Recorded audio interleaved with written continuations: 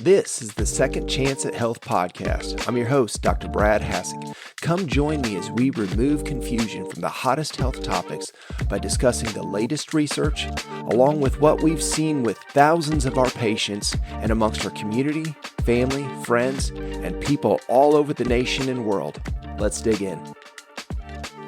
Hey, this is Dr. Brad Hassig with the Second Chance at Health podcast. I'm bringing you a special spring break, post-spring break, post-Easter edition of the Second Chance at Health podcast. We're going to talk about rebooting your body.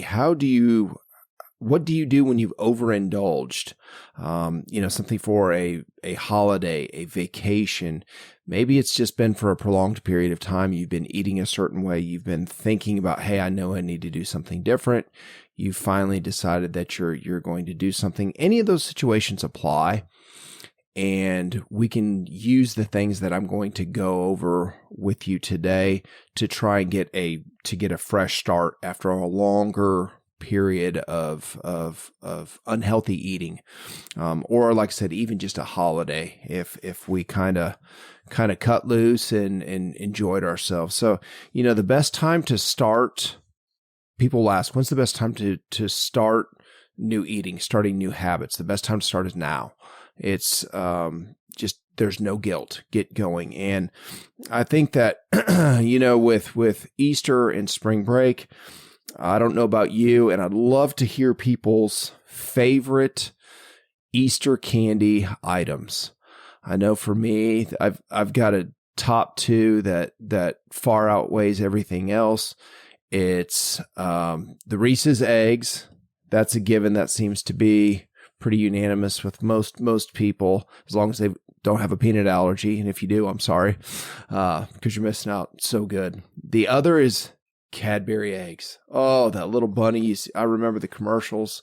You'd see the little bunny hopping along, the little Cadbury eggs, the blue and red and green, peeling the foil, biting into that. Oh, so good. And I've had a lot of years, through kind of health journey in different times where I've been overly strict and I wouldn't have things, and you miss those, and so for certain things like this, it's once a year.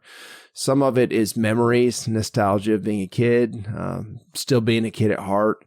You've got to live. And especially once you've been disciplined with certain things, you got to enjoy yourself. And so it's guilt-free. I had guilt-free, had one Cadbury egg and a couple mini maybe four that made one large Reese's egg normal size. So that was pretty good. No guilt with that. Also, my beautiful wife, Lori, got a chocolate peanut butter pie. She did it for my dad. She knows my dad, he's still recovering from some health stuff, and she did that for my dad. She knows he loves that. I took that to him, and it was fabulous. Also, she made her own strawberry compote for our cheesecake. So way to go, hon. Love you. It was great. I enjoyed all of that. And even, typically, I follow the carnivore diet. We'll touch on that. It's coming up on a year now that I've been doing that. I love it. So there's certain things that, I don't need a whole lot of, any really pasta, breads, things like that. But I did. She had some au gratin potatoes and some kind of some bougie macaroni and cheese that was just terrific. It was great. There was enjoyed every bite of all of that. So, then you're going to have, how do you feel the next day? This is the day after that. And how do you feel? Before I absolutely had some guilt's associated with, if I had overindulged or had things, or, I lacked discipline. I was pretty hard on myself. And that's still something I think you're always kind of fighting. You're kind of going through. That ties back to some of the body image, things that we discussed previously. But how do you reboot after that? And that's one of the things that allows me to not have the guilt really with this anymore, is I've really dialed in with different methods, constantly learning, constantly trying, see how your body responds, see how you feel. There's different options after you've had those periods, to get yourself rebooted, get back to feeling great the way that you can and feeling healthy the way that you can. Or like I said, it may be you finally just said enough's enough. I'm tired of feeling like crap and I want to feel better. And there's some different ways that I'm going to go over, kind of an escalating scale. There's some different options. There isn't a one size fits all for every single person. There's definitely some things, when I work with functional medicine patients and I give advice to our patients, there's definitely some things, and you can get more details about how people have been eating and what their goals are, what they're willing to do, what you're willing to follow.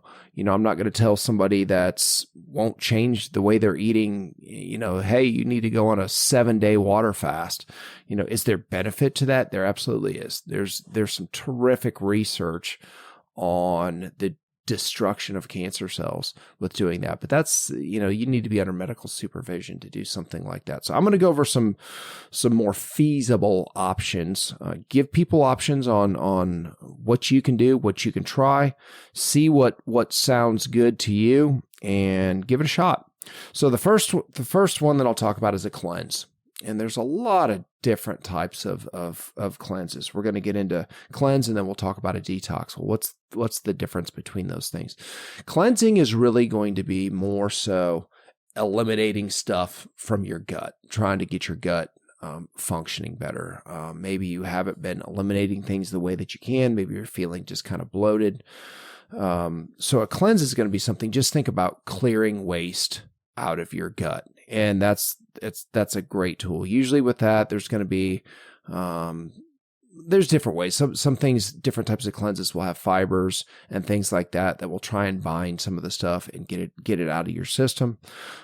Just make sure that you're eliminating things that maybe have been stuck. So that's a cleanse. And like I said, there's a lot of different things. I'll give you a couple ideas about things. I don't necessarily want to promote one particular thing, but I'll give you some options on these. Detox is really the next step. It's the next level up from a cleanse. A detox now is getting into really you're detoxifying the entire body. So you're looking at things to try and the liver, the kidneys, lymphatic drainage. You're trying to get your whole body working the way that's designed to eliminate waste, eliminate toxins, eliminate anything that shouldn't be in your body. That's once again has maybe kind of been building up foggy headedness, not thinking clear, headaches, some of those different types of things. Even maybe if caffeine's kind of been an addiction, something you're trying to kind of cut back on that, something you're detoxing your body off those heavy metals, you name it, that type of thing.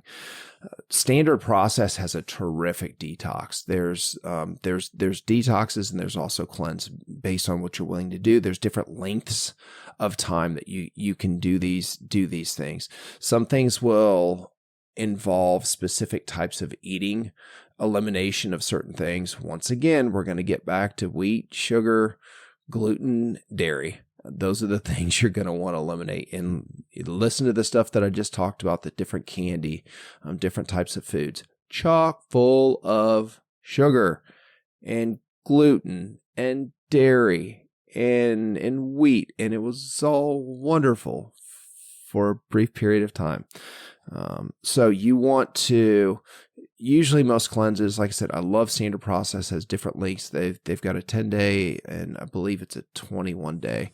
They've changed it. It used to be a 30-day, a 1 month thing. So based on what people are willing to do, what your time will allow, what your resources will allow, also changing your diet, getting that changed up. So that's a great way. Once again, there's all different types of things. Just be careful if you're just kind of hunting down stuff.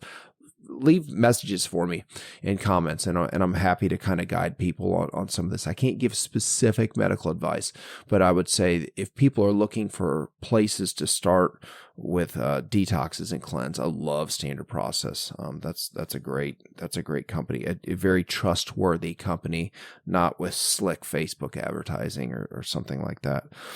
The next thing is going to be, and this is one that I'm really passionate about, and there's a lot of different avenues. I'll probably do a specific podcast just on this, and that's fasting. There are a lot of different forms of fasting. I know, and different lengths of time, what you're consuming, what you're drinking. A lot of people, there's been a lot of popularity with intermittent fasting. You know, what's intermittent fasting? It's going to be periods where you have periods where you don't eat, and then periods where you do. One of the most popular ones right now is your 18-6 intermittent fasting. So you're going to have a small window. Typically, it's going to be from lunchtime until dinner. A lot of times, say noon to 6 would be an easy thing that you can eat in that window. And then for the next 18 hours, you don't eat. So that is a really great thing. It will help with weight loss. There's some great research articles on that showing that it does help with weight loss. It will help with blood sugar, helping to kind of stabilize blood sugar and insulin. There's some great benefits with that. Something that I talked about in episode number 5 was getting into autophagy. And that's where your body is eliminating cells that aren't functioning the way that they're supposed to. And that's even when I mentioned before, getting into things, cancer cells, but just cells that aren't functioning the way that they should, especially when you're looking at mitochondria. That's going to take longer. That really starts at 18 hours of fasting and then goes on for different periods of time. I'm not necessarily, for this podcast, I'm not going to advocate going, if you're going to do something like purely a water fast, which I've done it for up to 5 days. I've done it for 3 days multiple times. It's not necessarily easy, but you do feel great when you get done. 18 hours and beyond is when you're really, the research is showing, is you're starting to get into that autophagy, and that's your body is eliminating, it's seeking out, and it's eliminating those cells that aren't functioning the way that they should. So whether it's cancerous types of cells or precancerous or just things that aren't working the way that they're supposed to. Mitochondria is going to have a lot to do with energy. So when you're feeling sluggish, in addition to eliminating stuff from the gut, you're literally going to the cells in the body that are producing energy for you. And so that's a great way to do that. Like I said, water fasting is one way. That's probably the most challenging, most strict way of doing it. You're literally just drinking water. So typically you're not going to want to go over 3 days with that. And it's pretty tough. You've got to be pretty disciplined to do that. You do feel great when you get done. Put some thought in, if you decide that you want to do that, put some thought into it before and after.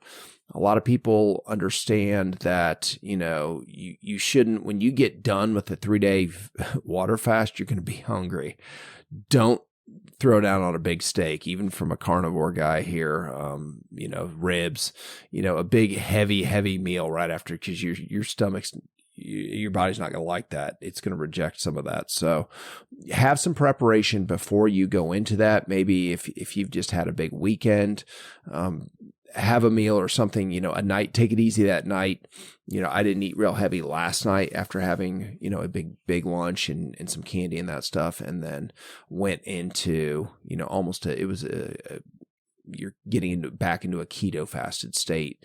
That's my bulletproof coffee in the morning, where you're just putting butter in coffee. And I didn't use the cream because I didn't want dairy. And so that's all kind of eliminate some of those things that could be potentially inflammatory. So you're trying to get your body healing as quickly as possible. But then if you're wanting to do the water fast, just kind of have a light meal, maybe some soup, something like that, and then head into that. When you're coming out of it, whatever length of time that is, just don't go hootie wild and eat a whole pizza or something right after that, because your stomach's going to be a little, depending on the length of time, it's going to be a little shrunk with that. I just did one for 48 hours and it's really pretty easy. That wasn't challenging. Usually it's day 1's not bad. Day 2's your challenging day, with that. So, fasting is a great way. And there's different types of things that you can consume. One that I really like is, I drink warm lemon water with sea salt every morning. That's one that you can do with a fast. I found just the detoxification, just to have something other than water, There are health benefits to having that warm water. With sea salt, you're getting a lot of minerals, a lot of trace minerals with that. So I really think it does support your body when you're detoxing. So I've found it has always been easier for me to do a fast with that than just doing purely water. So that's something to consider doing that. Then, and there's different lengths of that. Once again, you can do that for, anything. Try and do it for at least 18, 24 hours, skip a day. Some people I know love to have the 1 meal a day diet. That's one of the things. If I'm trying to lose weight, I'll go to that. Then once I've kind of stabilized, then I'll switch to the 18-6 intermittent fasting. And that's pretty much how I eat all the time, other than because the bulletproof coffee is really keeping you in a keto fasted state. So you can go with that. And that takes me to the next one is the keto carnivore. And that's something you will get into. I just read a great article and it was talking about you do get into that autophagy with the carnivore diet. That's something that was new to me. I wasn't aware of that. I thought you had to fast to be able to do that. The biggest thing that you're going to see is insulin levels, the things that are going to prevent autophagy or the breakdown of those, eliminating of those cells is insulin, and carnivore is going to control it. Carnivore, keto, I sometimes use those things interchangeably. They're not. Keto just gets dicey with all the processed stuff. So when I say carnivore, it's similar to some of the Atkins stuff that was from years ago, and it works. And that now there's more research behind what's going on. But carnivore is one that was very enlightening to me, to think that, boy, I don't have to go back to just not eating. And I can still break down those cells that aren't functioning the way that they should, get those out of my system. I get my energy back quickly. I get right back on track with that. So those are some different ways. You look at a cleanse, look at detox, fasting, different types of fasting. And then once again, the carnivore diet, that's a great thing. Even for the people, if you are strict doing that, the carnivore meat diet, I've had a lot of people contact me, tell me that they're doing that, they're trying that. I'd still throw some fasting in there. There's nothing wrong. Even if you just, if you're going 1 meal a day, there's 24 hours. That's not bad. Maybe occasionally you throw that in, you go 2 days. Sometimes you just get bogged down with all the meat and you're just not as hungry for whatever reason. Listen to your body. If you don't feel like eating, don't eat. That's a good time. Just have some water, have some, lemon water, detox and feel better. So, just remember, and I'm speaking to myself even with this, food it's to be enjoyed. I hear that all the time. Food's to be enjoyed. I want to enjoy my food. Well, so is health. And the problem is if you're constantly enjoying food or constantly enjoying the wrong kinds of food or eating too much in any one sitting, you can't be healthy. You can't have both of those things. So, and if you aren't healthy, you aren't going to be able to serve. You're not going to be able to serve God. You're not going to be able to serve others, your family, your community, whatever your passions are with that. So make sure that you're fueling yourself the way that you should, to be able to live the life that God wants you to have. And just know that, if you do have those slip-ups, or not even slip-ups, shame on me for having a negative connotation to that. It's those indulgences, the enjoyable times, enjoying a meal with friends, family, enjoying a holiday, enjoying a vacation. Enjoy yourself. Just get back on track. Don't make it harder than what it is. Don't shame yourself. Don't feel the guilt. Just get back on track. Get back on track to feeling healthy and back to, like I mentioned, the ultimate thing is serving God and serving others the way that we're designed to do. Give this a try. Let me know. Let me know what maybe I want to hear about the candy, favorite Easter candies, but then I also want to hear what you've tried, what you tried in the past, what you're wanting to try with this. Give it a shot with the different options that I had, and let me know how it works. Take care.